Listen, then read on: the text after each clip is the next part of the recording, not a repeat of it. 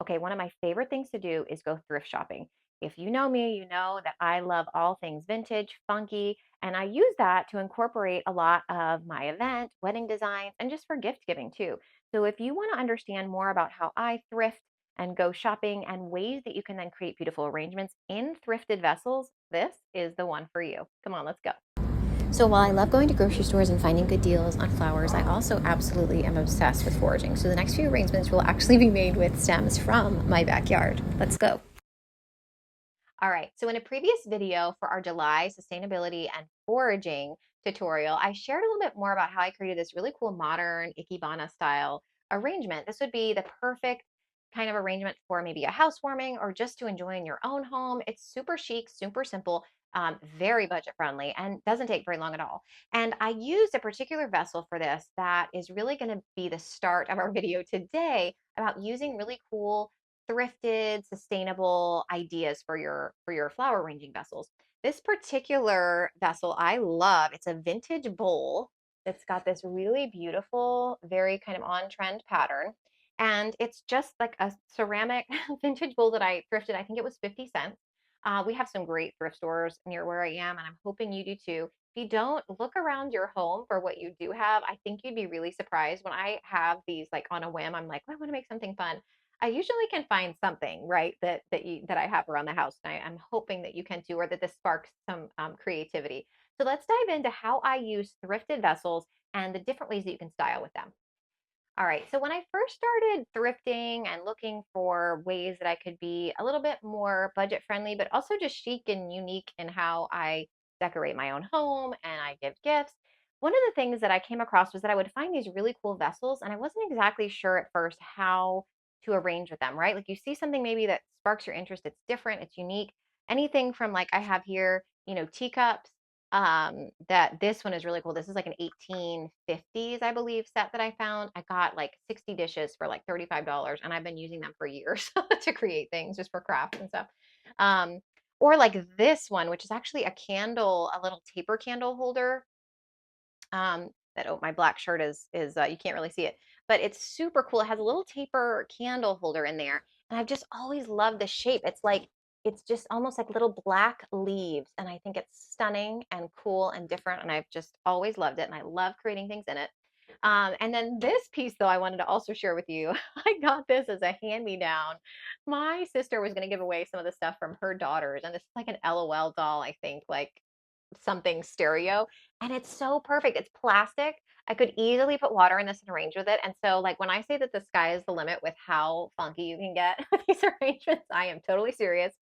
So, I'm going to show you today how I actually could arrange or would arrange flowers in any of these three different options. I hope that it kind of opens up your thoughts about how you can thrift and find unique ways to decorate again for your home, for yourself, or for friends and gift giving. I think it's really fun to think about ways to get creative, and I'll also share a little bit more about costs on some of these things. I don't think I spent more than like $1 on a lot of this stuff. I try not to. At good thrift stores, you can definitely find really good deals on a lot of this. So let's dive in. I'm going to start with this pretty one here that I just love decorating with and share with you a little bit more about how I would probably style this.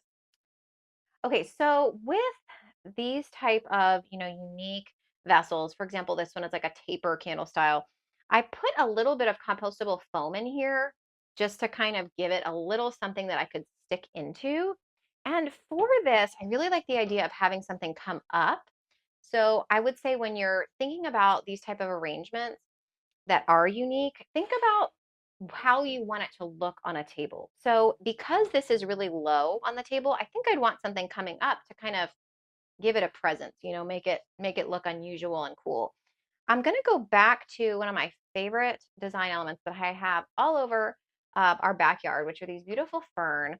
They are unfortunately a bit of an invasive species here, so we have a lot of them, but at the same time, I don't mind cutting them down for that reason. Often they grow back very quickly. So I'm almost thinking about just doing like a really elevated, big, fluffy arrangement with these. So let me add more and see how I feel about this.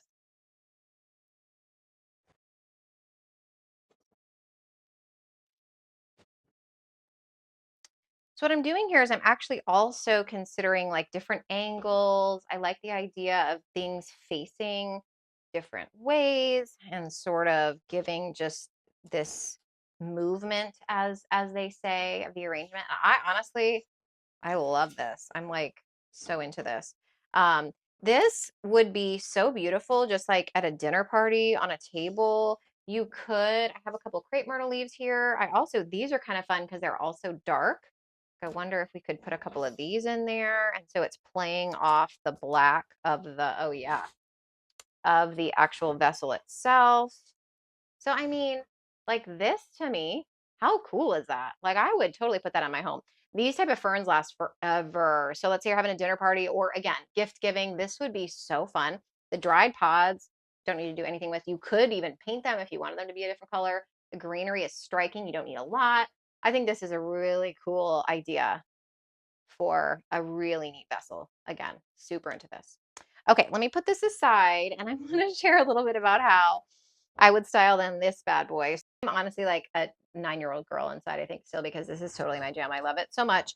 You could put water in here and decorate with it. Probably to actually make an arrangement, I would fold these in and actually use that as its own sort of mechanism for keeping greenery in.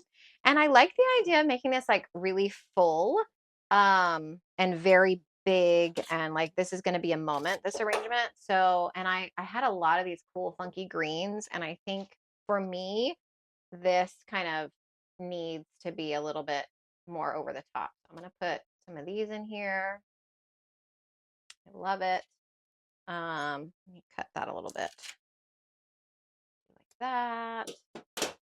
And then I have these really cool ginger greens too that I foraged from my yard, and they are really fun and smell amazing. And so again, I'm using these cool straps to like keep the greenery in. And then I'm gonna also take some of the that fern that I have, I think. Again, I like now instead of like doing tropical, if you're in a place that has just like really beautiful greens, like go for it. Use whatever you have, basically, I would say, um, to get creative. I'm turning this around so I can see it. I think I may even add this little hibiscus, just maybe like at the top here. I'll show this to you in a second. Um, and then putting in some more of these ferns. Oh my gosh. I would probably fill this out a little bit more in the back, like before giving it, but you can see the hibiscus. Like she's funky and I'm into it. So, don't be intimidated by like the weird, fun, funky options too. Okay, the last thing that I do want to show you is something that, again, I think is like a lot of times is in, oh, there's a little ant that's joining us from all my forage goodies. This one I like because you see a lot of these type of things in thrift stores, right? Like the teacup options, we have so many of them. And so how I would design with this is I would use a pin frog. And if you're not familiar with those, I'm going to link where I get them. Like you can get them on Amazon. You don't have to have like a wholesale floral account or anything.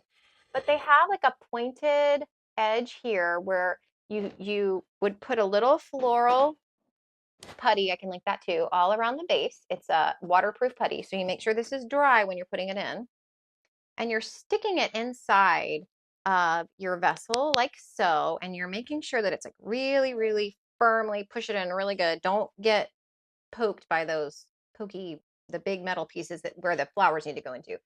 But make sure that it's really stable in there, dry. Then let it sit for a couple minutes. Really, really like twist it a little, get it in there. Then you can put your water in, okay? For the sake of designing, I'm going to go ahead and design, then I'll put the water in.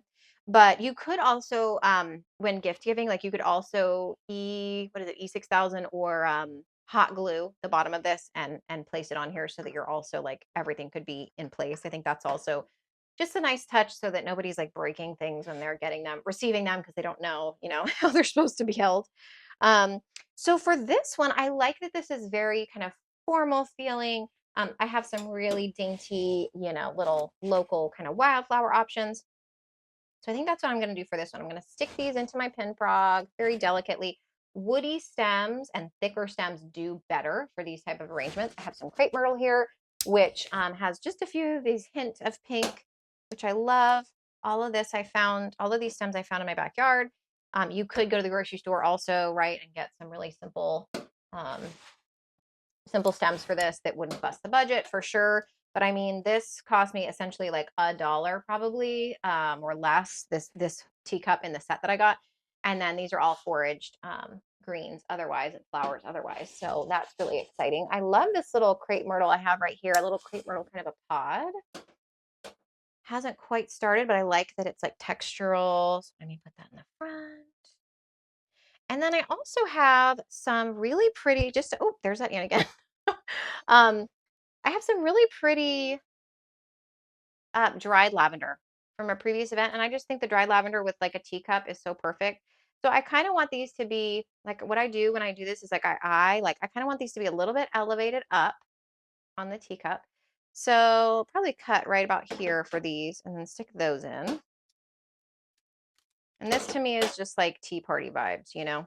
So if you have somebody that's like super into like English countryside or something, like this is the arrangement for them. I like that this is like a little explosion of flowers. It's like so cute and funky. And I would probably put like maybe a little bit more. I think I want to put a few more just like pieces. It's too perfectly symmetrical. That's the other thing. If you're going to be doing like a wildflower kind of aesthetic like this, make sure that everything is not perfectly symmetrical. You're going to want to have things looking a little bit more wild. That's truly like a garden style. So that is my biggest tip just for arranging in this style versus like Ikebana or just more tropical and lush. Like when you're really wanting to make it seem more garden inspired, make sure that you are letting it be more whimsical. Like maybe you want to have more delicate flowers. You want to have things kind of going in more organic directions and facing different directions. Like definitely play with it. But that garden style is really what that's known for. And it's also very much known for being different elevations. So that's why I said I wanted to have those lavender up a little bit higher. Some of these smaller, delicate stems I might have lower. I want to have a variation of size and scale. So, oh, I have one more little crepe myrtle piece I found behind here that I'm going to steal from this. And so again, I'm adding elevation with this, a little bit of elevation there, right? So it's a little bit funky. So, I mean, this is just so cute and so different. And I think, again, you know, if I was coming to like a party, or these could be really pretty centerpieces for a tea party, there are just so many options. This cost me $1, and I reused everything else and thrifted everything else. Add a little water to this. This will last a couple of days for sure, this cute little arrangement. The dried flowers you can reuse again. And I hope that this, you know, these ideas gave you some thought into how you could use, I mean, it could be everything from a teacup to a plastic stereo. So I hope that this has inspired you to make really beautiful things for yourself, for family, for friends, and get creative. Stay in a tight budget, reuse, be sustainable, and I can't wait to see you the next time for our next video. Thanks for watching.